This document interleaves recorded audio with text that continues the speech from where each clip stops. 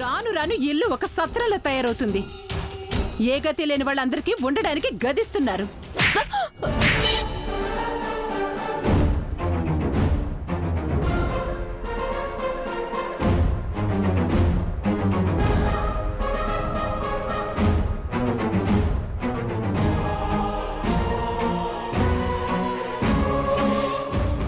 ఇంకొక్కసారి నరం లేని నాలుకతో మాటలు హద్దు దాటావంటే చంపేస్తాను, జాగ్రత్త.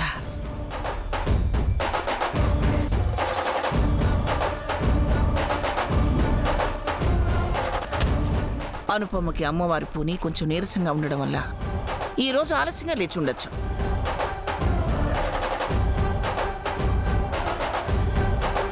అది అర్థం చేసుకుని మీరు ముగ్గులు వేయాల్సింది పోయి చిన్నపిల్లైనా పని చేస్తున్న ఆ పిల్లని మాట్లాంటారా?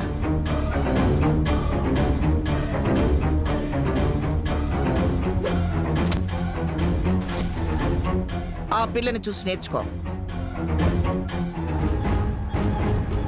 మీ నాన్న చెప్పిన మాటే నేను చెప్తున్నాను. ఆయన చెప్పినట్టుగానే ఆ పిల్ల ఈ ఇంటికి పెద్ద మనవరాలు.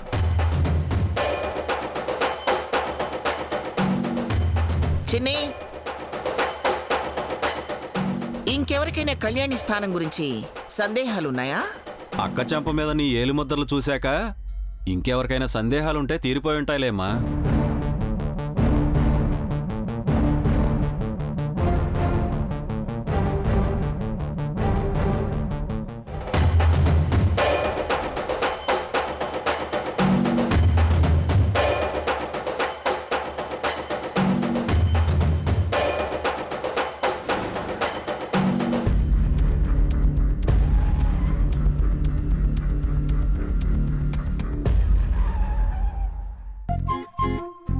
మా అక్కకి కళ్యాణి చెప్పినట్టే సమాధానం చెప్పాలమ్మా, అప్పుడు గాని దారికి రాదు. థ్యాంక్ యూ బాబాయ్. Welcome welcome.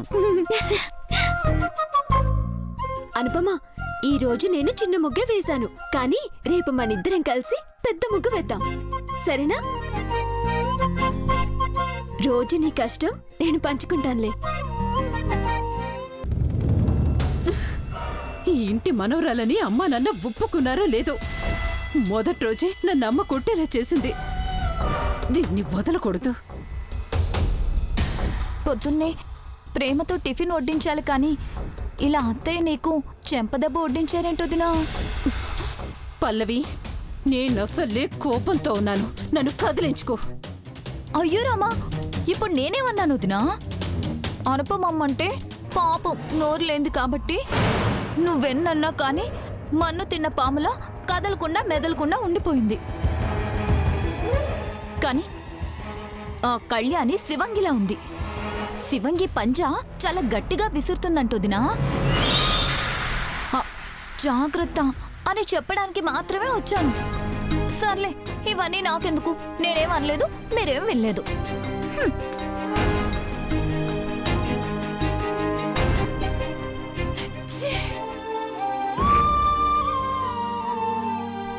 సిద్ధుతోనే లైఫ్ లీడ్ చేయాలనుకునే నా నిర్ణయం కరెక్టేనా కాదా?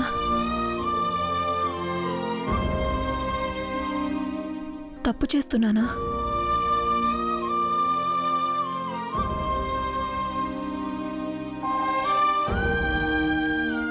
ఈ క్షణం నేను చేస్తున్నది తప్పే అనిపించినా తప్పటం లేదు. చిన్నప్పటి నుండి లైఫ్ అంటే ఇలా ఉండాలి అలా ఉండాలి అని ఎన్నో కలలు కనేదాన్ని. అవన్నీ శౌర్యతో పెద్దవాళ్ళు బలవంతంగా పెళ్లి చేసిన రోజే కలలుగా మిగిలిపోతాయని అర్థమైంది. సినిమా ఇండస్ట్రీకి వెళ్ళాలనే నా కల శౌర్యతో ఉంటే తీరదు. నన్ను నేను సిల్వర్ స్క్రీన్ మీద చూసుకున్న రోజే నా కల నెరవేరినట్టు. నా కలల్ని నన్ను అర్థం చేసుకున్నవాడే సిద్ధు. సిద్ధు ప్రేమ చాలా గొప్పది.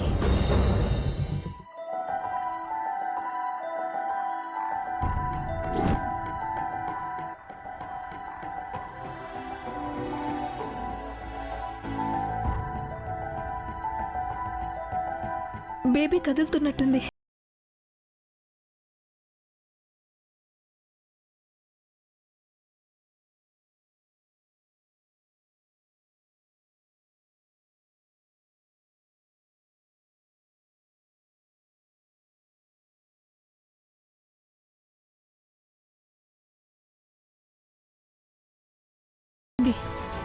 ఫీల్ ఎంత బాగుందో తెలుసా? ఎక్స్ప్రెస్ చేయలేకపోతున్నాను. కావాలంటే నువ్వు చూడు.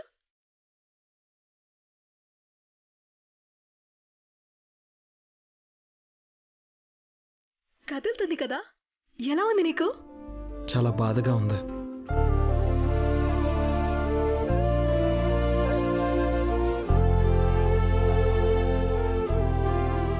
ఎందుకు సిద్ధు?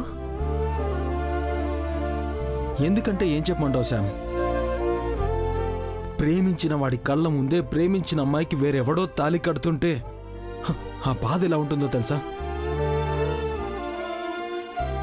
నా వైపు ఒక్కసారి చూడు, మన ప్రేమని గుర్తు చేసుకుని నా కోసం వచ్చేయి అని నా కళ్ళతో చెప్పడానికి ప్రయత్నిస్తుంటే పెళ్లి కూతురులా తల వంచుకుని ప్రేమించిన అమ్మాయి చూడకపోతే ఆ బాధ ఎలా ఉంటుందో తెలుసా?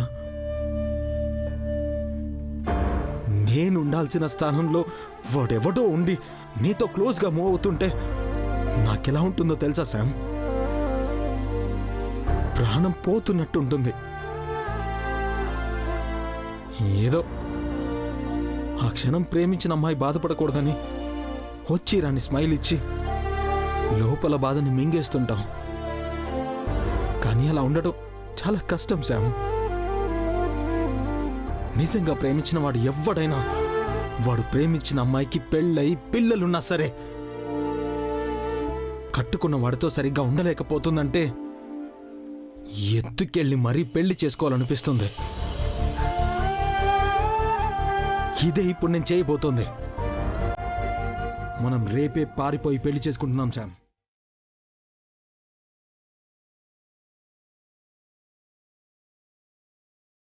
రేపా? అసలే శివరాత్రి, ఇల్లంతా హడావిడిగా ఉంటుంది. అందరం టెంపుల్కి కూడా వెళ్తాం కదా. అప్పుడు అందరూ పక్కనే ఉంటారు కదా సిద్ధు. ఇలా భయపడుతూ పోతే మనం ఎప్పటికీ వెళ్ళలేం శామ్. వెనక ముందు ఆలోచించకుండా ఇలా ప్రతిసారి నువ్వు ప్లాన్ చేస్తుంటావు, ఫెయిల్ అయిపోతుంది. లాస్ట్ టైం గుర్తుందా? మనం దొరికిపోయేవాళ్ళం. తప్పదు శామ్. మనం నీకు బిడ్డ పుట్టేలోపే పారిపోవాలి, లేకపోతే తర్వాత అస్సలు కుదరదు. 24 గంటలు ఎవరో ఒకరు అప్పుడు నీతోనే ఉంటారు. మనం ఇప్పుడే పారిపోవాలి శామ్.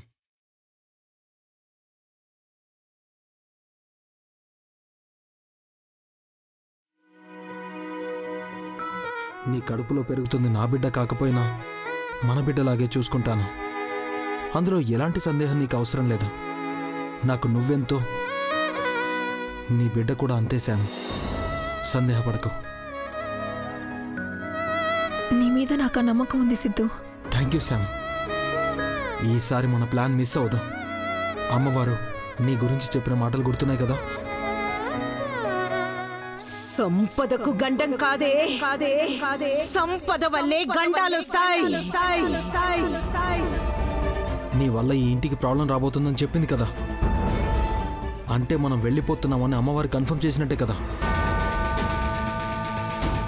ఈ శివరాత్రికి మనం ఈ ఇంటికి బై బై చెప్పబోతున్నాం శామ్. మనల్ని ఎవ్వరూ ఆపలేరు. ప్రిపేర్డ్గా ఉండు. ఈసారి మిస్ అవదు. ప్లాన్ ఏంటి?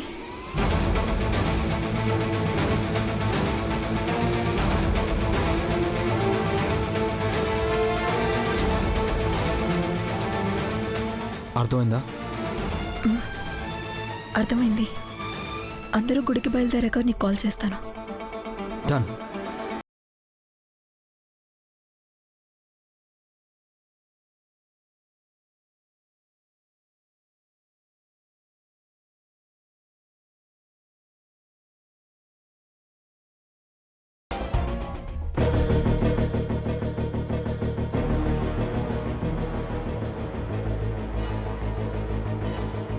అరే తమ్ముడు, నాకు చెప్తే నేను సర్దేదాన్ని కదరా. సిద్ధు బట్టలు బీరువాలో సర్దట్లేదు, బ్యాగులో సర్దుతున్నాడు. వెళ్ళిపోతున్నాడేమో. శివరాత్రి రోజున ఇంకో రోజు వస్తానని చెప్పలేకపోయావా? ఆయన చాలా బిజీ అక్క. టైం ఇచ్చినప్పుడే చెప్పాలి. అయినా సరే వాళ్ళకి మాత్రం పండుగలు పబ్బాలు ఉండవా? అయినా ఒక పూటలో కథ చెప్పి వచ్చేదానికి ఇంత పెద్ద లగేజ్ ఎందుకురా? ఎవరితోనన్నా లేచిపోతున్నాడేమో.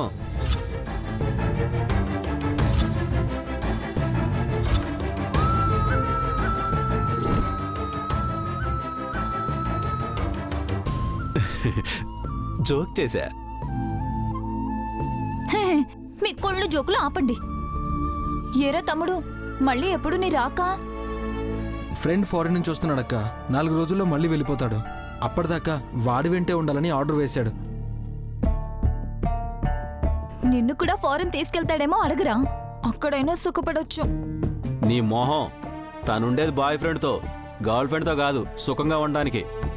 నువ్వెళ్ళు సిద్ధు. ఆశీర్వదించండి. అరే తమ్ముడు, ఇదేంటండి కొత్తగా? నాకేదో కంగారుగా ఉంది. అబ్బా, నా స్టోరీ ఓకే కావాలని దీవించండి చాలు.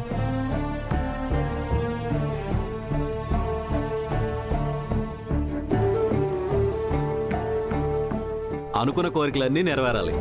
తమ్ముడు, సేమ్ ఫీలింగ్ రా. All the best. థ్యాంక్స్ అక్క.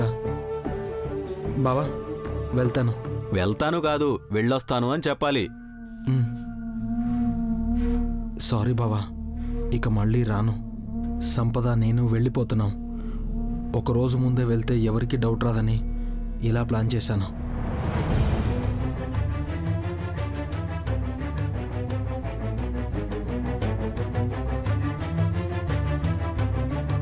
వెళ్ళొస్తానక్క. బాయ్ బావా. All the best.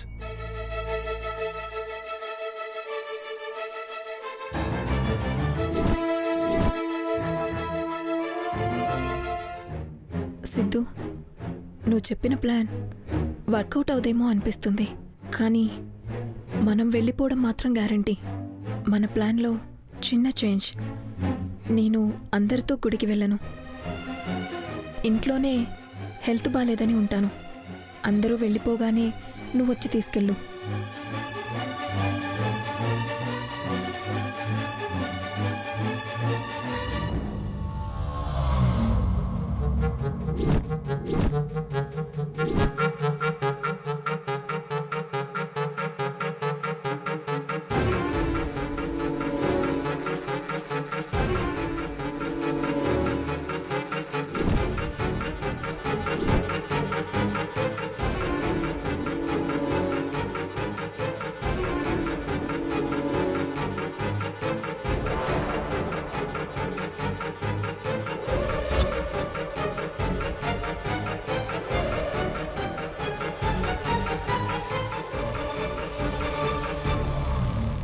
ఏం చేస్తున్నావు? పేపర్లో ఏదో రాసావు, ఎందుకు బయటికి విసిరేసావు? నేనేం రాయలేదత్తయ్య. బోర్ కొట్టి డ్రాయింగ్ వేద్దామని కూర్చున్నాను. ఈలోపు మీరు వచ్చారు. అంటే నువ్వు పేపర్లో ఏం రాయలేదంటావు? అసలు నేను పెన్ను కూడా పట్టుకోలేదత్తయ్య. మాయ చెయ్యాలని చూడకో. చూసిన నేను గుడ్డితాన్నా? ఎందుకు అబద్ధాలాడుతున్నా? ఎందుకు తప్పు చేసిన దానిలో కంగారు పడుతున్నా? బిత్తర చూపులు చూస్తున్నా? చెప్పు, ఏం రాసావు? లవ్ లెటరా?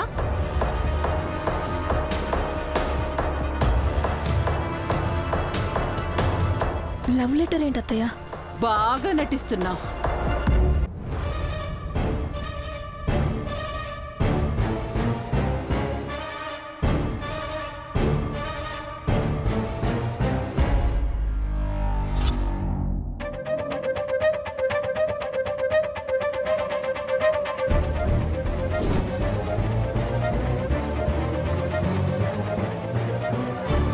దీన్నేమంటారు? పెన్ను కూడా పట్టుకోలేదన్నావు, మరి ఇంకెందుకు అంటుకుంది చెప్పు. కడుపుతో ఉన్నావు కాబట్టి ఇంకా నీ మీద చెంపదెబ్బ పడలేదు. చెప్పు, ఏం రాసావు? ఎవరికి రాసావు? నిజంగా నేనేం రాయలేదత్తయ్య. నాకు నీ మీద ఎప్పటి నుంచో అనుమానం ఉంది. అది అనుమానం కాదు, నిజమని ఇప్పుడే నిరూపిస్తాను. నీ సంగతి తేలుస్తానుండు.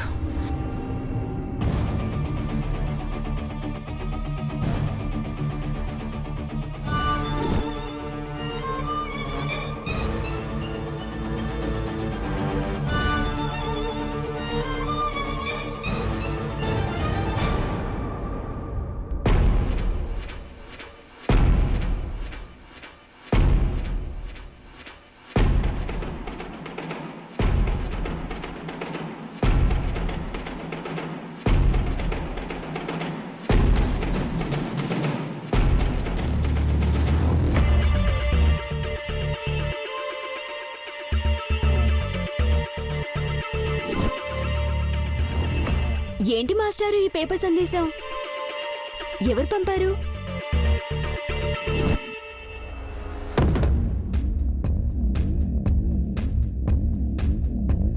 నీ చేతిలో ఉంది లవ్ లెటరా కళ్యాణి? చిచి, ఏమనుకుంటున్నారు? మా ఇద్దరి మధ్య అలాంటిదేం లేదు. నేను అడిగిందొకటి, నువ్వు చెప్పేదొకటి. నీ చేతిలో ఉన్న పేపర్లో ఎవరైనా ఎవరికైనా లవ్ లెటర్ రాసినట్టు ఉందా? అరే, అలా ఇలా పసిగట్టారు? మీరే చూడండి. ఇలా ఇవ్వు.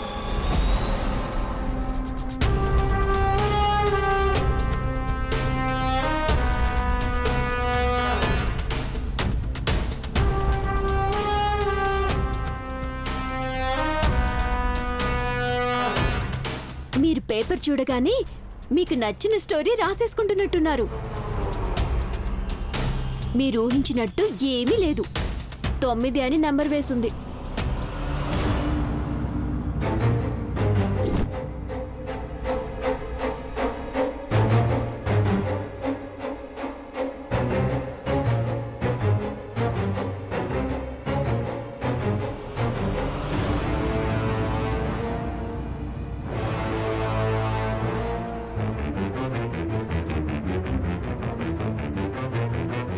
ఏంటి, బెల్లం కొట్టిన రాయిలా అలా ఉండిపోయారు?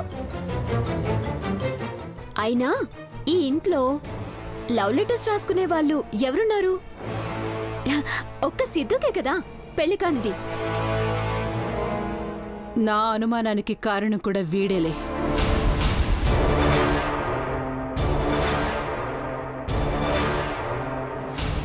ఎక్కడికి రా? అంత పెద్ద బ్యాగ్ తీసుకుని బయలుదేరా? మళ్ళీ వచ్చే ఆలోచన లేదా ఏంటి?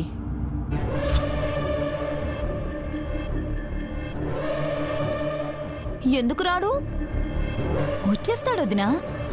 ప్రొడ్యూసర్కి సినిమా కథ చెప్పడానికని పట్నం వెళ్తున్నాడు. అలాగే 4 రోజులు వాళ్ళ ఫ్రెండ్ ఇంటికి వెళ్తున్నాడు. ఎంతకీ కథేంటి? నీ ప్రేమ కథేనా? ఓ, అయితే సిద్ధు తన లవ్ స్టోరీ మీకు చెప్పాడా? చెప్పలేదు. తెలుసుకునే ప్రయత్నం చేస్తున్నాను. అక్క, నేను వెళ్ళొస్తాను. జాగ్రత్తరా తమ్ముడు, పద నువ్వురా.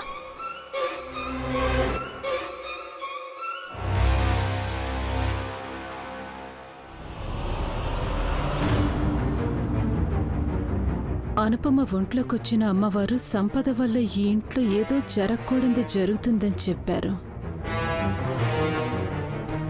అదేంటన్నది అర్థం కావడం లేదు.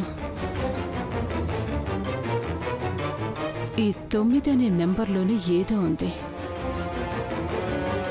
సంపదని గట్టిగా అడగాలి.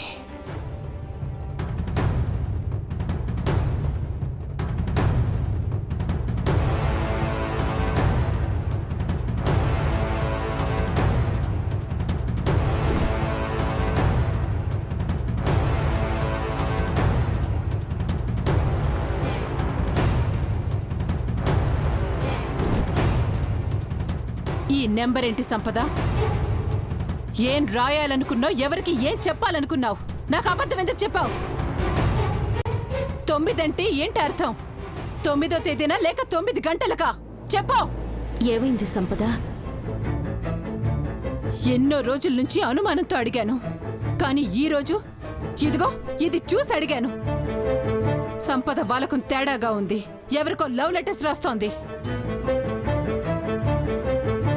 దమయంతి, సంపద ఎందుకు అలా చేస్తుంది?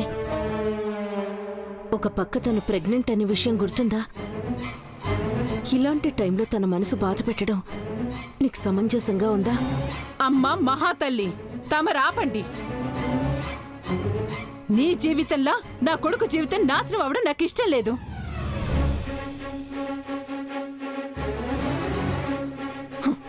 అయినా నా నోటి వెంట ఈ మాటలు రావడానికి, నాకు అనుమానం రావడానికి కారణం నువ్వు. మాధురి విషయంలో నీకు చెప్పి చెప్పి నా గొంతు నొప్పొచ్చింది, కానీ నువ్వు నా మాట వినలేదు. చివరికి ఏం జరిగింది? మా అన్నయ్య జైల్లో ఉన్నాడు, నువ్వు మా నెత్తి మీద ఉన్నావు.